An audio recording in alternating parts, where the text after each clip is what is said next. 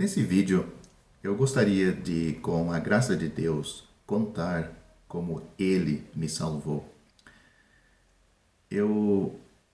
Antes de começar a minha história, eu vou convidar para ler apenas 2 versículos, em Atos capítulo 16, começando no versículo 31, onde lá consta a história de um carcereiro, bem conhecido, daqueles que leem a Bíblia, como ele foi salvo.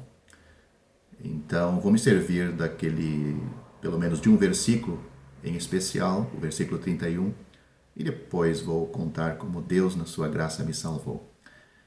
Então, vamos ler Atos, capítulo 16. Vou ler só o versículo 30 e 31. Depois você pode ler, se quiser, toda a história deste homem.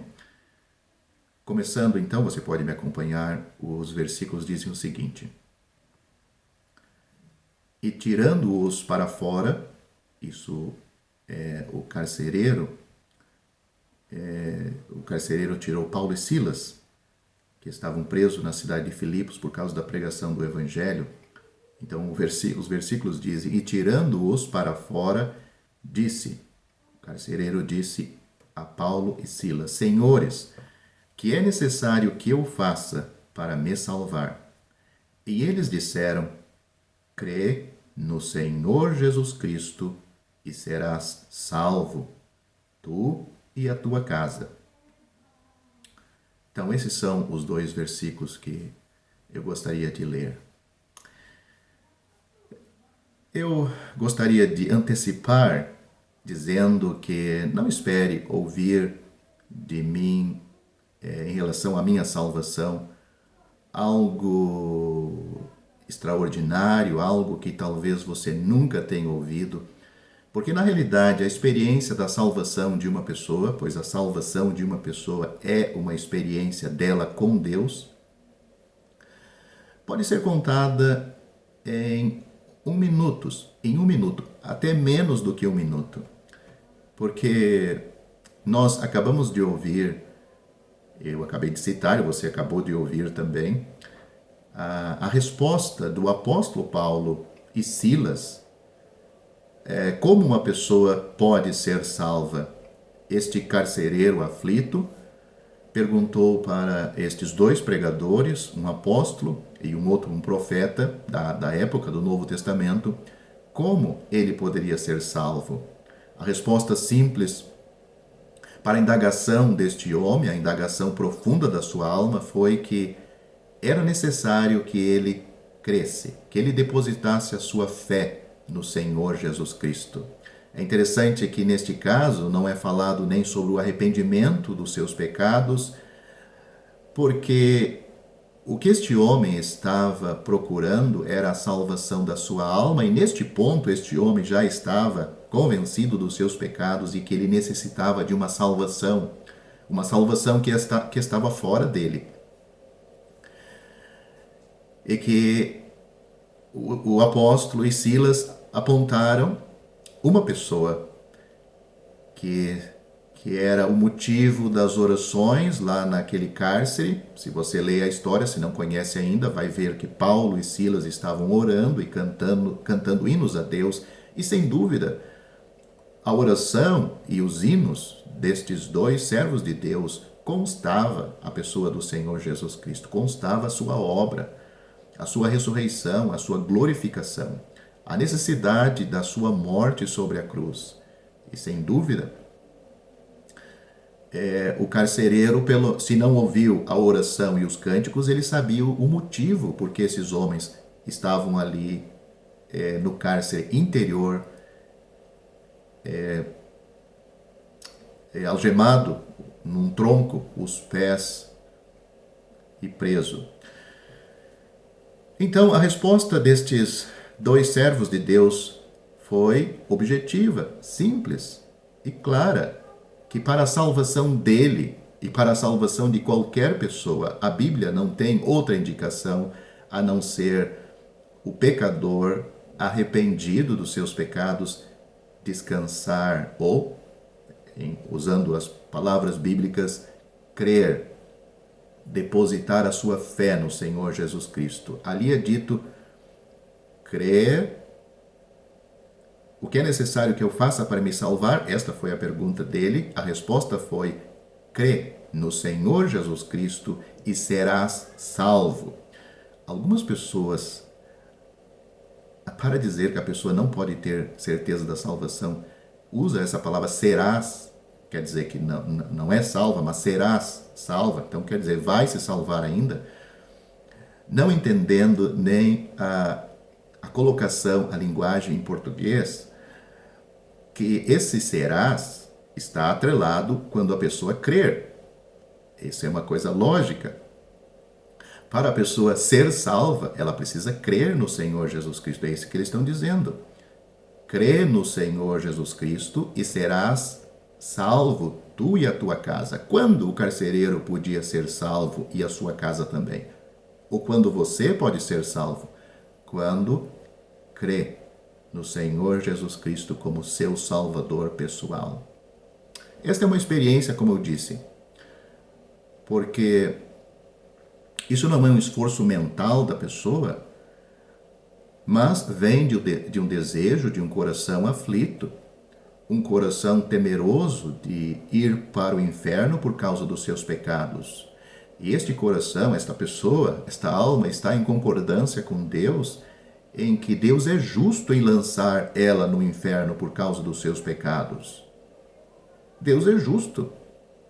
Mas este mesmo Deus justo que vai lançar aquele pecador sem a salvação no inferno, ele preparou uma salvação. Não simplesmente um escape do inferno, mas esta salvação transforma este pecador num filho de Deus. Ele é reconciliado com Deus.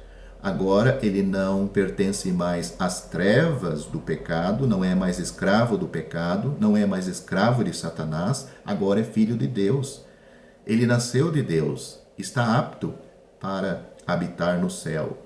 A salvação de Deus não é simplesmente um escape do inferno, que é muito bom, mas este é só o lado negativo. A pessoa não pode querer a salvação simplesmente para escapar do inferno. Às vezes, o motivo de muita salvação são esta, inclusive a minha foi. Mas, por trás disto, existe algo muito maior. A pessoa que vai ser salva, ela também tem o desejo e ela sabe que ao ser salvo, ela vai ter uma nova vida. Vai começar um novo e vivo caminho com Deus em direção ao céu. Bem, como foi salvo? Como eu disse, eu poderia contar em questão de segundos como aconteceu a minha salvação, porque não foi nenhuma coisa mirabolante, uma coisa fora do conhecimento bíblico, mas a minha salvação, a minha experiência é algo que está e tem registro bíblico da experiência deste homem que foi salvo. Pois lemos que após a sua salvação, ele e pessoas da sua casa também foram batizadas. Bem, antes de tocar no assunto, vou contar então um pouco da minha história, a vida, começando com meus pais, porque foi através deles que chegou este evangelho, claro, cristalino, que mostra o caminho da salvação sem mistura, sem um outro mediador que não seja o Senhor Jesus Cristo. Então, eles casaram novos, somos naturais do Rio Grande do Sul, no Brasil, fica ao sul do Brasil, e Rio Grande do Sul também. Eles moravam numa cidade longe da grande Porto Alegre, mas novos foram morar numa cidade chamada Cachoeirinha, faz parte da grande Porto Alegre. Meu pai e meus pais, eles foram batizados na religião católica. Meu pai, aos 17 anos, teve conhecimento das Testemunhas de Jeová e pertenceu por 6 anos a este grupo. Ele fazia e praticava tudo que a religião, neste tal grupo religioso, ensinava. Fazia o trabalho de campo, como chamam, vendia na época as revistinhas, ou dava as revistas, enfim, ele estava envolvido nesta organização. Mas ele sentia que faltava algo, um descanso para a sua alma, pois as testemunhas de Jeová, como eles se chamam, se declaram, eles não têm certeza da salvação, e a salvação deles é adquirida através das boas obras, como muitas religiões no mundo. Mas, enfim, indo para a Cachoeirinha, uma rua após, uma rua depois, uma rua seguinte, aonde eles foram morar, estava sendo realizada uma série de pregações dos irmãos que hoje conhecemos, pregações do Evangelho, onde apresentavam que o novo nascimento era necessário para entrar no reino de Deus, para ver o reino de Deus, que uma pessoa que nasce aqui neste mundo está perdido, o seu primeiro nascimento é arruinado por causa do pecado. Mas existia o novo nascimento, algo que é feito por Deus, que cria um novo homem, naquele mesmo pecador. O pecador nasce de novo, agora é uma nova criatura. E como a pessoa podia receber isto? Estes homens não vieram, porque eles vieram da Irlanda do Norte, estes homens não vieram para o Brasil para vender salvação ou vender qualquer coisa, mas pregavam o Evangelho gratuitamente. E a pessoa que eles apresentavam como o Salvador suficiente era o Senhor Jesus Cristo, aquele que morreu na cruz, aquele que derramou o seu sangue. E o valor do sangue da pessoa do Senhor Jesus é precioso para Deus. E o valor da sua vida dada na cruz, também preciosa para Deus, pode nos dar a salvação. Ou seja, pela graça sois salvos por meio da fé. Isto não vem de vós, é um dom de Deus. Não vem das obras para que ninguém se glorie. Efésios capítulo 2, versículos 8 e 9. Então, esta era a mensagem da pregação destes homens de Deus. Meus pais, ouvindo este evangelho, meu pai foi salvo no ano de 66. Então já fazem muitos anos. Quando eu nasci, ele já era uma pessoa salva. E eu me criei ouvindo o evangelho, este evangelho onde apresenta uma salvação de graça, uma salvação pela fé no Senhor Jesus Cristo. Mas eu fui salvo com 18 anos. Muito tempo se passou. Uma pessoa, ou seja, melhor dizendo, uma criança, um menino, uma menina que nasce numa família de pessoas salvas, que era o meu caso, não significa nada que esta criança herda a salvação. Ela herda a natureza pecaminosa que vem dos nossos pais. A salvação vem de Deus. Mesmo ouvindo o Evangelho durante praticamente 15 anos da minha vida, 16 anos da minha vida, e muitas vezes estando preocupado, participando das escolas dominical para as crianças, respondendo às perguntas dos pregadores, conhecendo a Bíblia, e isto foi muito bom para mim, isto não fazia de mim uma pessoa salva. Porque, como eu disse, a salvação é uma experiência do pecador, seja de uma criança, um adolescente, um adulto, deste pecador convencido por Deus, pela palavra de Deus, dos seus pecados, com Cristo. Esta é uma obra do Espírito Santo na alma do pecador, usando a palavra de Deus, abrindo seus olhos, os olhos da sua alma, para ver que Cristo morreu por seus pecados, que ele é um pecador perdido, mas que existe salvação. E a Bíblia apresenta o meio, o método da salvação de Deus, um único método: fé. A fé deste pecador, a mão da alma que se estende a Cristo, a mão da alma que se estende a Deus, recebendo de Deus a salvação da sua alma. Bem, meus pais eram salvos, mas eu não. Na minha família, então, existe eu e mais 2 irmãos, um irmão e uma irmã mais novos do que eu. Com 18 anos, o assunto da minha salvação se tornou prioridade na minha vida. Eu estava aflito, porque eu comecei a ver que tudo o que existia no mundo, que era ainda uma expectativa quando era mais jovem, adolescente, mas agora já com 18 anos, eu pude ver que era como um balão muito colorido, mas que na realidade não tinha essência válida para atender às necessidades mais profundas da minha alma. E tendo conhecimento da verdade, da necessidade da salvação da minha alma, a minha pessoa, sentia falta, como toda alma sente falta de ser preenchida por Deus. Pois existe em cada pessoa uma área uma área na sua vida, a vida espiritual, que só pode ser preenchida por Deus.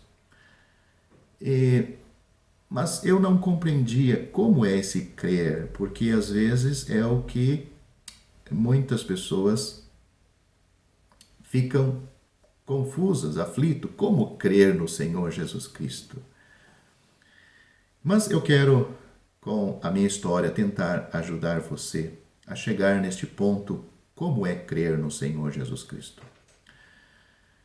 Sem dúvida, nesta aflição da minha alma, mostrando os meus pecados, mostrando que eu poderia morrer a qualquer momento e abrir os meus olhos no inferno, pois eu não tinha certeza de nada. Eu não era uma pessoa salva e eu sabia disto. Eu concordava com a palavra de Deus que Ele era justo em me lançar no inferno, pois eu não achava justo Deus levar um pecador como eu para o inferno. Eu não era um viciado, um ladrão, um bêbado, um fumante compulsivo, não tinha vícios desse gênero, não era um pecador depravado, era uma pessoa moralmente correta, mas isto não fazia de mim um merecedor do céu. Existia na minha ficha criminal diante de Deus muitos pecados, e eu não era uma pessoa nascida de Deus, eu não podia ir para o céu, eu precisava da salvação de Deus. Mas então, sem dúvida, esta aflição da minha alma, naquela idade de 18 anos, vinha de Deus, usando a palavra que eu já conhecia, usando os ensinamentos que eu já conhecia e mostrando a minha necessidade da salvação. Mas como todo pecador, eu era um pecador normal, se posso dizer, ou melhor dizendo, um anormal, né? Sempre quero deixar o assunto da salvação para depois, pensando que existe ainda nesta vida alguma coisa de boa que possa dar prazer às nossas almas e que, enfim, a salvação é necessária, mas fica para o futuro. Mas, para minha surpresa,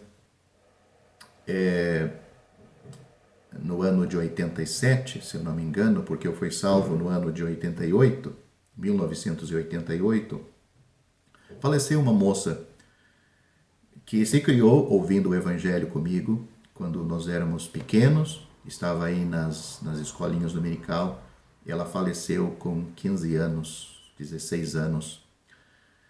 Ela foi numa certa praia no Rio Grande do Sul, onde tem pedras, e ela desceu naquelas pedras, e enfim, ela caiu e morreu ali. Aquilo ali foi um grande choque para mim. E eu fiquei pensando, se fosse eu, aonde eu estaria agora? Eu fui no velório dela e com um sentimento de que Deus falasse comigo através da sua morte, que eu realmente, Deus esclarecesse como eu poderia ser salvo. Algumas vezes eu tive grande interesse pela salvação, mas eu achava muita dificuldade no crer. Mas eu vou mostrar para você que essa dificuldade de crer é realmente daquela pessoa que está com o coração dividido. Ela não está realmente decidida a querer a salvação. Então o crer fica um mistério.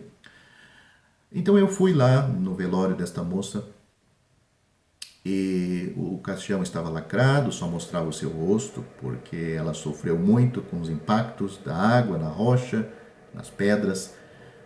Mas eu cheguei ao lado dela, ali, naquele caixão. Ninguém sabia o que se passava na minha mente, na minha alma. eu olhei para ela e pensei, olha, eu não sei onde essa moça está, ela nunca se confessou salva, mas eu pensei em mim e eu me coloquei no lugar dela. Eu pensei, se fosse eu aqui, neste caixão, agora eu estaria no inferno, eu estaria perdido, eu estaria arruinado para sempre. E eu pensei comigo, eu não quero esse destino para a minha alma. Existe salvação, Deus quer me salvar, eu posso ser salvo, eu não preciso terminar a minha vida indo para o inferno. Não disse nada para ninguém, ninguém sabia desta situação. E eu acho que alguns meses depois, ou pelo menos no mês de janeiro de 1988, começou uma série de pregações, ou como chamam em alguns lugares, uma série evangelística, onde dois irmãos, durante a semana, eles pregavam o evangelho, mostravam pela palavra de Deus como um pecador pode ser salvo, usando versículos como este que eu acabei de ler, sobre a história do carcereiro e muitos outros. Eu ouvi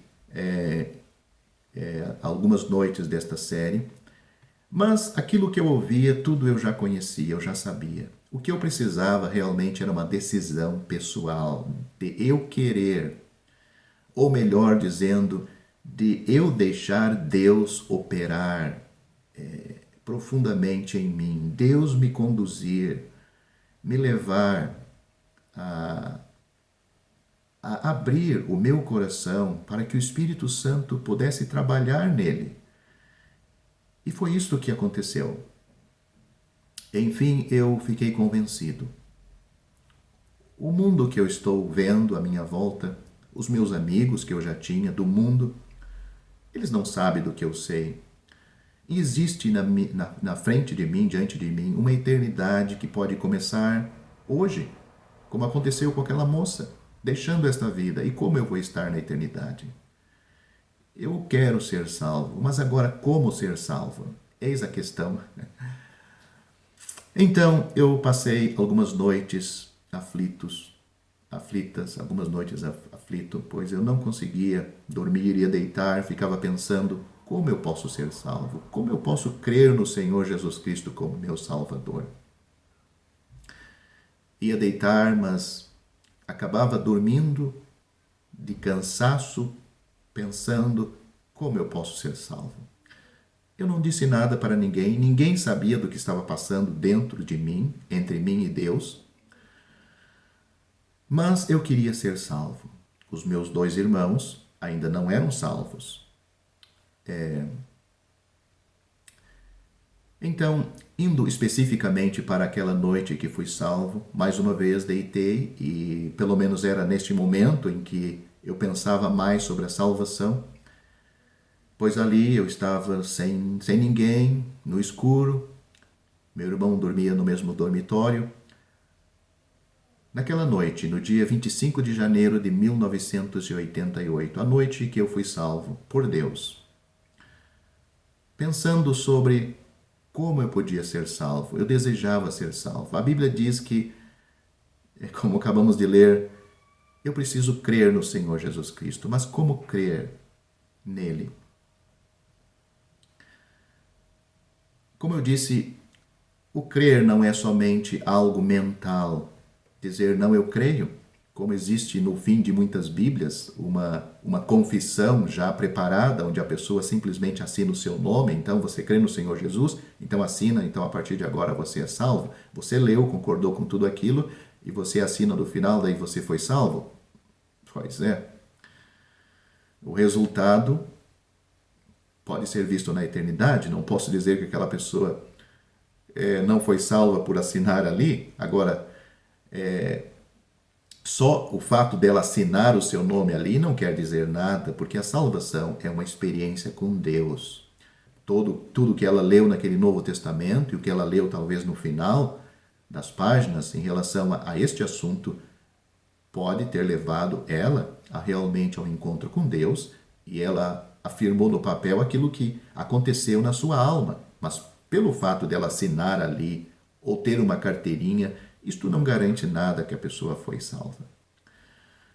Mas então, o que aconteceu naquela noite? A palavra de Deus estava no meu coração. Não era uma visão que eu ia ter, não era um sentimento fora de mim, ou que veio até mim naquele momento, mas era a palavra de Deus que eu já tinha ouvido, já tinha lido por todos aqueles anos.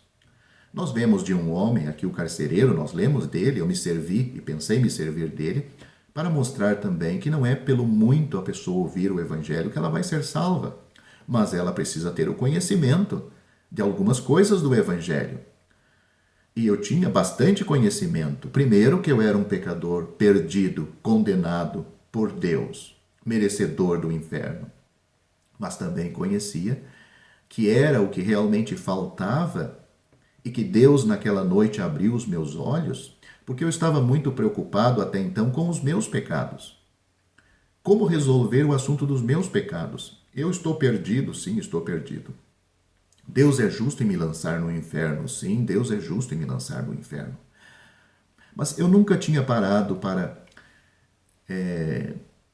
porque talvez nunca tinha chegado a este ponto de realmente, tocado por Deus, querer esta salvação de todo o meu coração. Como diz um hino, queiram os outros o mundo para si, queiram eles riquezas e delícias aqui, mas eu buscarei meu Jesus sempre para mim, sempre para mim. Aquela noite, ou aqueles dias antes da minha salvação, estava decidido.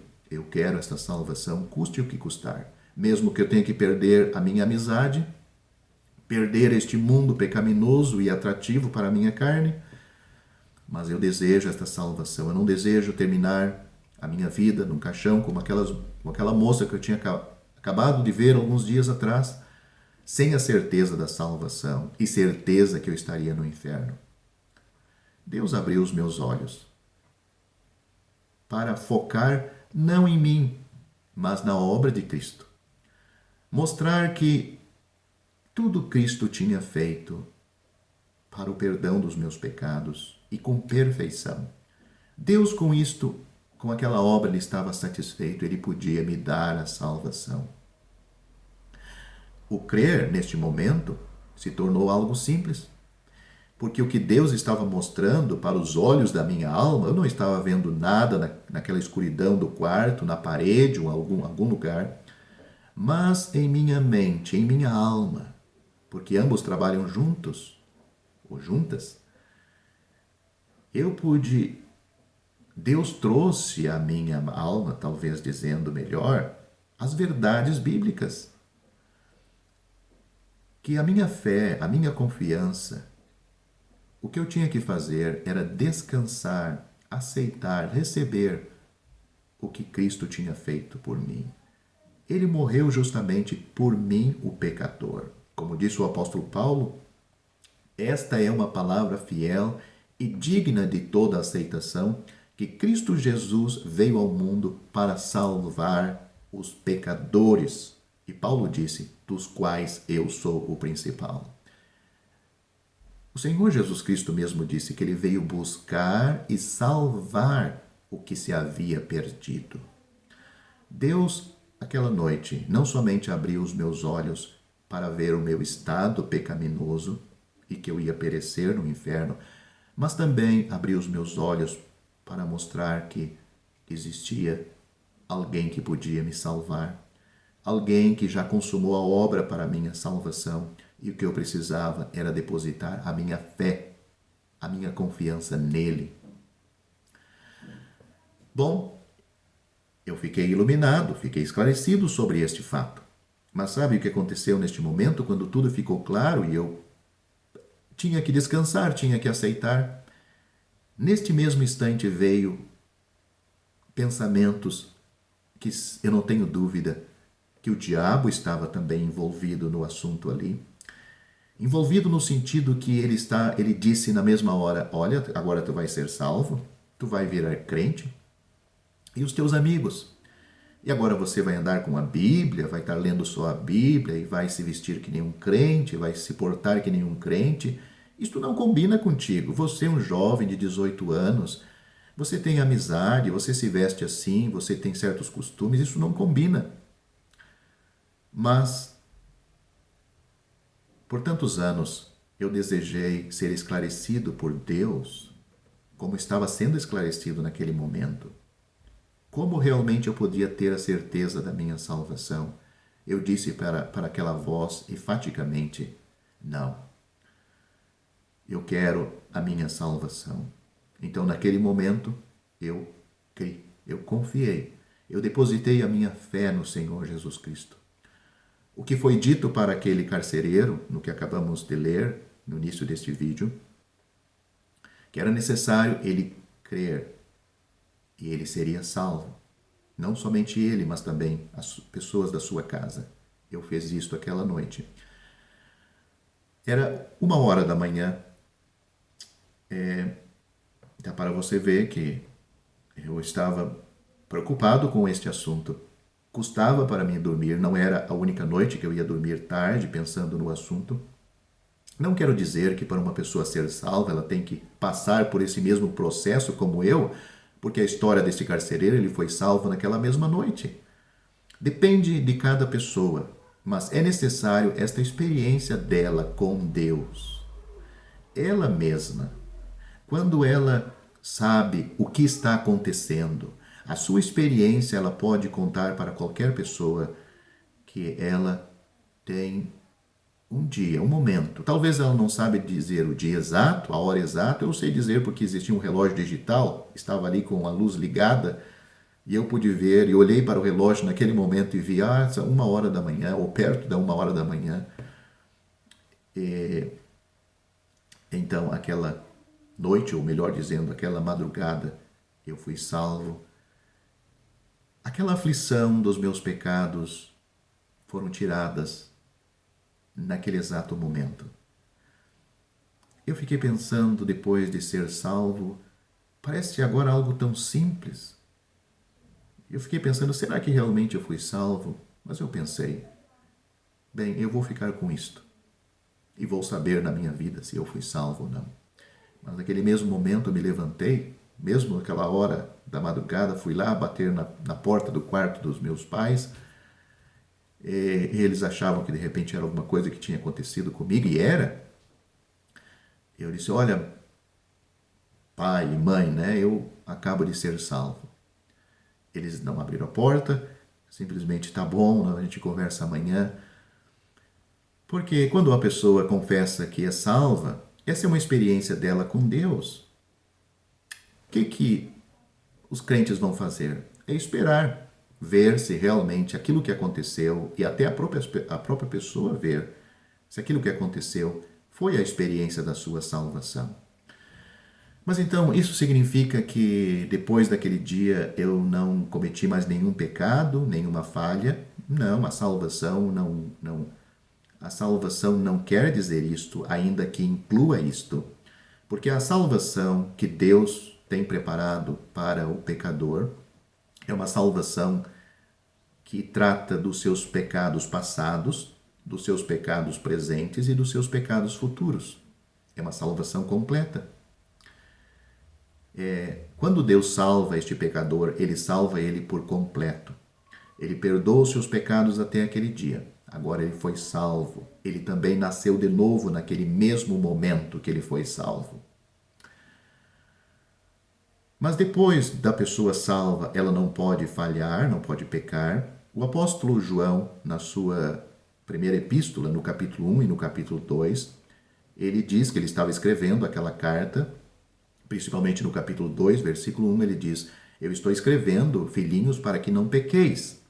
Mas se pecar, vocês devem saber que existe um advogado junto ao Pai, Jesus, o justo. É ele que é a propiciação pelos nossos pecados. E João está explicando que quando um crente peca, o Espírito Santo fica entristecido nele. E que o Espírito Santo produz no crente esse sentimento de que existe uma falha, existe aquele pecado específico. E que ele precisa confessar o seu pecado diante do Pai, arrependido deste pecado. E vemos que Jesus, o justo, ele nos perdoa deste pecado. Ou seja, a sua morte, A morte de Cristo é um perdão completo. O crente já recebeu o perdão dos seus pecados na hora da salvação, de todos os seus pecados. Agora o que o crente recebe é aquela comunhão com Deus, com o Pai, que é interrompida quando o crente falha e peca. Então, será que nunca mais eu falhei, pequei? Sim, em alguma medida existiram. Mas, com isto, o crente não perde a salvação. Ele pode perder a comunhão com Deus. Você pode ler, por exemplo, o Salmo capítulo 51, onde mostra a história, ou pelo menos o arrependimento de Davi, a história daquele grande pecado de Davi. Davi cometeu muitos pecados, mas em destaque está o pecado que ele cometeu com Betseba e até a morte do marido dela. Nós vemos que o Salmo 51, o Salmo 32 também, mostra o sentimento de um crente arrependido. O clamor da alma de um crente que errou, que falhou e às vezes falhou seriamente. Nós vemos ali que Davi não perdeu a salvação, mas ele perdeu a alegria da sua salvação. Naquela ocasião e naquele tempo também, o Espírito Santo que estava sobre o crente, ele se retirava. Hoje o Espírito Santo não faz mais isto, porque agora, a partir do dia de Pentecostes, o Espírito Santo, como nós lemos em João capítulo 16, o Senhor Jesus Cristo disse que ele ia enviar o Consolador, o Espírito Santo, para o salvo e que esse Espírito Santo sempre estaria nele. No Salmo capítulo 51, o Davi, ele pediu para Deus para dar novamente a ele a alegria da salvação. Não dar novamente para ele a salvação, porque Davi já era salvo. Mas o crente perde a alegria da salvação. Ou seja, a alegria daquela comunhão com Deus, a alegria do salvo. Porque existe aquela falha, aquele pecado não confessado. Mas o crente, ele confessando este pecado, ele é reconciliado novamente com Deus, ele retoma aquela comunhão com Deus. Então, esta é a experiência da minha salvação. Como eu disse, não tinha nada miraculoso, se posso dizer, se seja esta palavra, o espetacular, que você nunca tenha lido na Bíblia, que aconteceu sobre a minha salvação. Esta foi a minha experiência. Como tantas outras que aconteceram na Bíblia. Agora, você tem que se examinar a si mesmo se isto já aconteceu. Não precisa ser a minha experiência, mas o que a Bíblia mostra. Qual é o caminho da salvação? Como uma pessoa realmente é salva? E se você não tenha isto, esqueça. Esqueça toda a casa que você construiu sobre esta areia que você está. Desista de tudo. Comece do zero. Comece bem. Comece com a verdadeira salvação da sua alma, tendo essa experiência entre você e Deus. Pois se o que você tem é uma casa bem construída e bem semelhante talvez à de muitos crentes, mas está sobre a areia, nunca começou sobre a rocha, sobre a palavra de Deus, no fim da sua vida não vai dar certo. No fim da sua vida, você vai fechar os seus olhos para esta vida e abrir os seus olhos no inferno. Será que é isso que você quer? Imagine só. Ou com a vinda do Senhor Jesus Cristo, os salvos vão ser levados para o céu e você vai ficar aqui para ser condenado com os ímpios no juízo de Deus. Mas espero que você aproveite. O que é necessário que você faça para ser salvo? Crê no Senhor Jesus Cristo e você serás salvo.